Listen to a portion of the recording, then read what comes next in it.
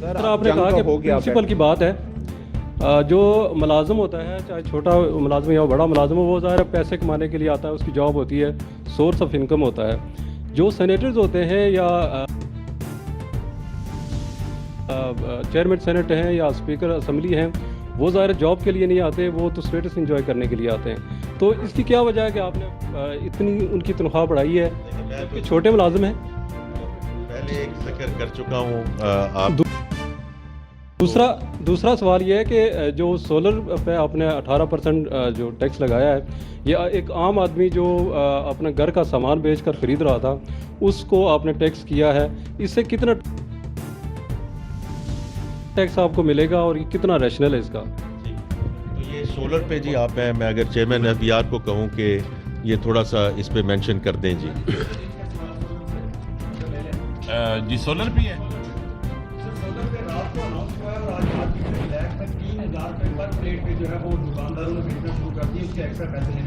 यानी 18% एक्स्ट्रा लेना शुरू कर दिया।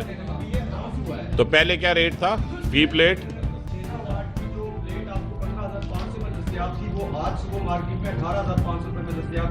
तो ये तो 18% ना हुआ, ये ज्यादा हो गया।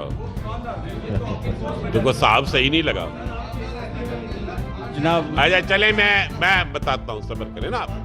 सवाल आ गया आपका ना, एक तो प्राइस कंट्रोल से मुतल्लिक है और एक बिल से मुतल्लिक है। पहले बिल वाला कर लें, आप इजाजत दें तो पहले बिल वाला कर लें। अच्छा चले यार देखें, बात यह है कि दो इश्यूज हैं। पहली बात यह है कि सोलर ना दो तरह पाकिस्तान में आता है, एक वो जो मोर असम्बल्ड फार्म में आता है और एक लेस असम्बल्ड फार्म में आता है। जो पार्ट पाकिस्तान में वैल्यू ऐड होता था उसके ऊपर तो ऑलरेडी 16-18% जीएसटी था, लेकिन जब वो असम्बल्ड फार्म में बाहर से आता था तो उसके ऊपर नहीं था।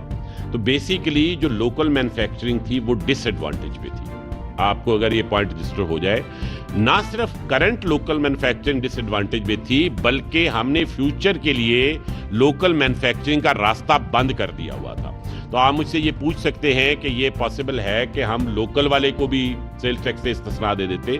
तो हमारी जो वैट रिजीम है और जो हमारा रिफंड का प्रोग्राम है उसमें मजीद इस्तिस्ना का सफ़र नहीं है, एग्जेम्पशंस ख़त्म करने का सफ़र है। तो हमारे पास ये ऑप्शन तो नहीं थी कि हम मजीद इस्तिस्ना क्रिएट करते, हमारे पास ये ऑप्शन थी कि इस्तिस्ना को कम करते या ख़त्म करते और लेवल प्लेइंग फील्ड क्रिएट करते। एक पार्ट ये है।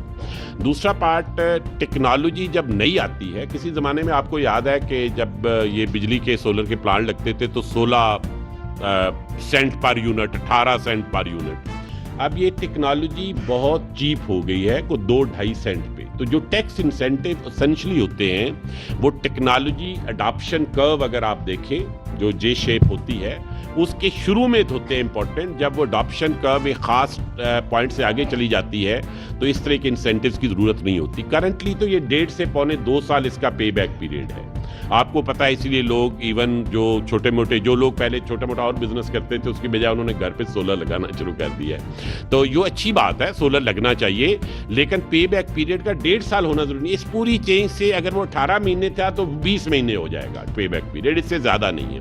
ये मार्जिनल चेंज है और जनरल सेल्स टैक्स का जो स्टैंडर्डाइज प्रिंसिपल है उसकी तरफ हम मूव कर रहे हैं। हम अनॉमलीज खत्म कर रहे हैं, डिस्टॉर्शंस खत्म कर रहे हैं, एक्सेप्शंस खत्म कर रहे हैं। तो ये उस वजह से है। गुलाम मुर्तज़ा, एक न्यूज़ जी सर, बारी आपकी हो जी सर।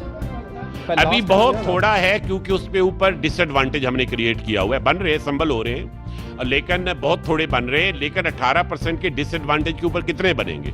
आपने पहले इनेबलिंग एनवायरनमेंट क्रिएट करनी होती है, देन दैट फिनोमेनन हैपेंस। तो वो इनेबलिंग एनवायरनमेंट आ गई है। अब आगे देखिए कि उसमें कैसे प्राइवेट सेक्टर इंटरेक्ट करता है। चेयरमैन साहब, गुलाम मुर्तज़ा, एक न्यूज़ से इसी तरह हर तरह की latest updates, breaking news, political news के लिए वीडियो को लाइक करके चैनल को सब्सक्राइब करें और बेल के आइकॉन पर लाजमी क्लिक करें ताकि आप रहें हर खबर से बाखबर।